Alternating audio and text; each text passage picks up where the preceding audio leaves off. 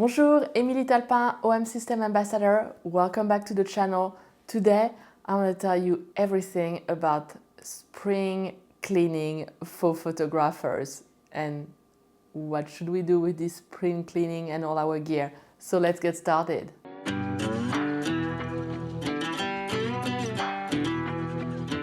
Yes, spring is finally here in New Hampshire. It stopped raining.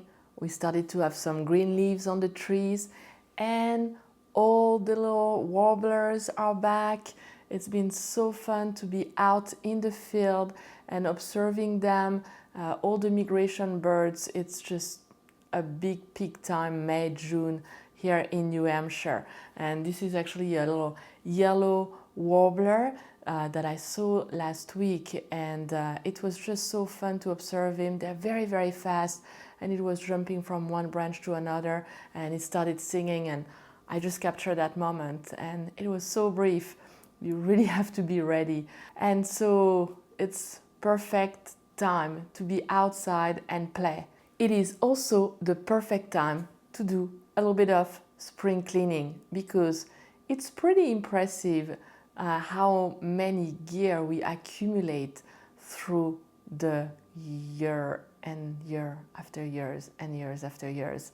And sometimes it's good to think that yes, spring cleaning also applies to us photographers. But what do you do when you have 20 bags? I hope you don't have 20 bags, though I think I know a couple of friends, maybe even one who is watching, who probably has 20 bags. I've seen him selling all his bags on Facebook, and I'm guilty of it. I've had gear that I thought I really wanted, I really needed, and I ended up not even using the gear or using it a few times, and then it just collects dust on my shelves. And you know what? There's probably a photographer out there who could use the gear that I'm not using. So that's why from time to time I do spring cleaning. And the big question is, where should you sell your gear? So I'm going to tell you about my experience selling my gear and what worked and what didn't work. So I'm a big supporter of local shops, and your local camera store is a great place to go and sell your gear, especially if you're buying other gear, because you can negotiate and they can give you a good deal. And sometimes there are gear that you cannot sell in any other ways, and your camera store might be willing to take them away from you and then pay you and give you a good price on a new piece of glass. So that's great. Actually, my lenses I don't sell. Those are things that I keep because I think they're very valuable and I use most of them. But there are other gear that I don't use very often, and so those gear have to go. Or because I outgrow them. So, you know, there's probably a new photographer out there who could be using the gear. So, number one place, first start with your camera store, especially if you're buying something else. If you're not buying something else, you're probably not gonna get a lot of money for your gear, because they're buying your gear, but then they have to sell it. So what I usually do is, if I'm not buying a new piece of equipment and I want to sell some of my gear, I will try to go and sell them on Facebook Market. It's actually a pretty good place. I had some pretty good results, and I also buy from Facebook Market. But you really have to be careful because there are many scams out there, and you think you're talking to a real person who's gonna come and buy your gear, and then they tell you they're gonna send you the money, and so many tricks out there. So I only deal with a person face to face in a public location and cash. That's it. Anything else, it's a hard no. And I had some people who tried to ask me to ship gear. I don't do that. I want the person to try the gear, make sure that my gear is what they want, and then I like to keep in touch with that person and help them out if there is any question that they have, and they tested the gear. So that's how I sell most of my gear, through Facebook Market, but being very careful, because that's really the best price. I did have recently a good experience selling with MBP. It's a company where you can sell your gear but also buy used gear, and I tried them recently and I was very satisfied. They send you a label and then you ship your gear, so you don't have to pay for this.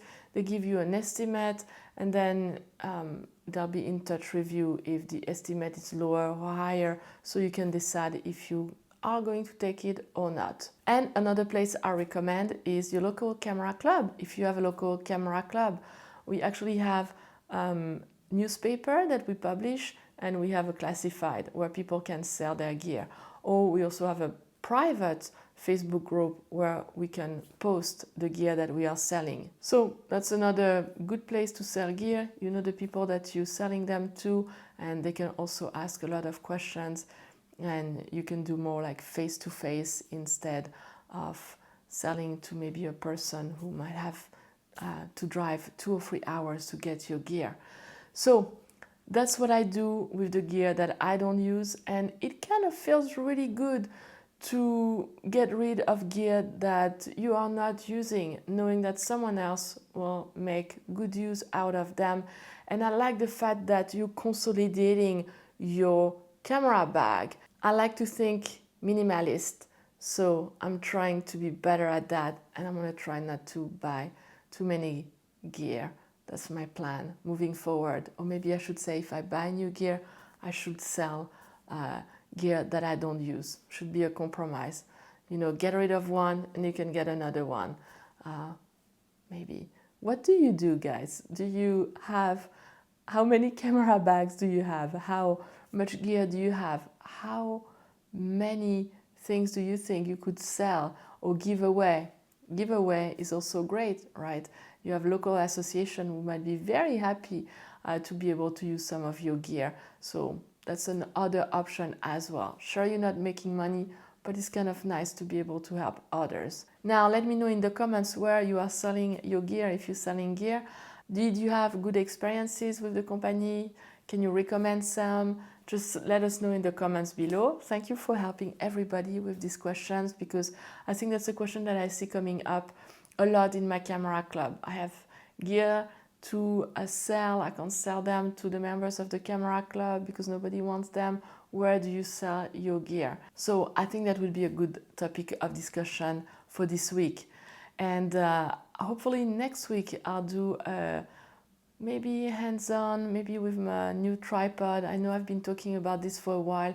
It's been such crazy month of April and May. I'm in exam mode. Actually just came back from an exam that I gave to my student. And then actually yesterday I was at Hans for their Hans show. They had some really great deal. I had a great time over there. I know I met a couple of you who stopped by at the table, so I wanted to thank you so much for your support. It was really fun to do a workshop with some of you and to see some of you at the OM System table. And talking about support, if you're not a subscriber, it's not too late. So you can click on the subscribe button, hit the bell so you are notified when my videos are coming out. It helps me a lot, so I really appreciate it. And maybe a last word about spring cleaning. Don't forget to upgrade your camera. If you have the OM1, they released a new update a few weeks ago. Mine is already updated to the 1.4 version. Highly recommend it. I actually have a video about how to update your camera. It's right there. You have to link it to your computer. You need to make sure that your computer and your camera are always connecting and you're following the instructions and you're not unplugging anything. Very, very important. Yeah, take a look at the video that I posted. Hopefully it's helpful. And yes, it's a free upgrade. Your camera keeps on getting better and better. I love that. So upgrade your camera to get the best out of your software. And I cannot wait to talk to you this week. And until then, happy shooting. Au revoir.